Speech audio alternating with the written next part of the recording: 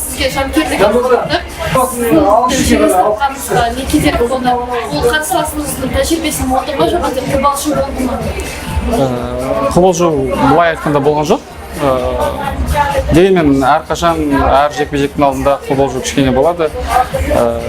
Енді бұл жерде мен ойымша кішкене тәжірибе жетіспей қалды деп ойлаймын. Енді боларс болды, оны есіне түсіре бермей, енді алдыға қарай жүру керек деп ойлаймын. Енді алдыда жаттығулар, жаттығуны бастап, ары қарай көре жатармыз. Бір Олимпиаданы көрдім, енді бұндай қателіктер істемеуге тырысамын.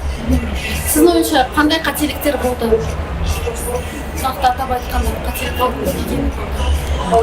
қателіктерді көбінесе техника жағынан қателіктер болды.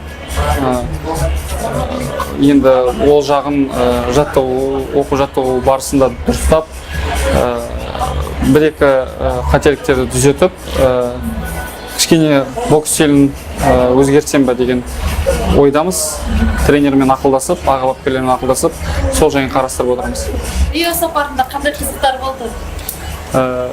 Рио сапарында аса көп қызық болды деп қазіргі сәтте есіме түсіре алмай тұрмын. Дегенмен қазыны апардық, бұл Олимпиадаға да қазы апарып, барлық жарыстарға өзіміздің ұлттық тағамдарымызды алып жүреміз, қазы, қымыз дегендей. Дегенмен осы Олимпиадада барлық жағдайлар жасалуы болды, сол себепті ешқандай қиындықпен кездескен жоқпыз. 4 жылдықтың басты жарысы қандай екенін көрдім. Жеңістер, жеңілістер, эмоциялар өте көп болды. Токиодағы Олимпиадаға қатысу ойыңызда бар ма? Әрине, ол Олимпиадаға қатысып, жүлдемен оралып жатсам ба деген ой бар. Токио енді алдағы мақсат деп ойлаймын.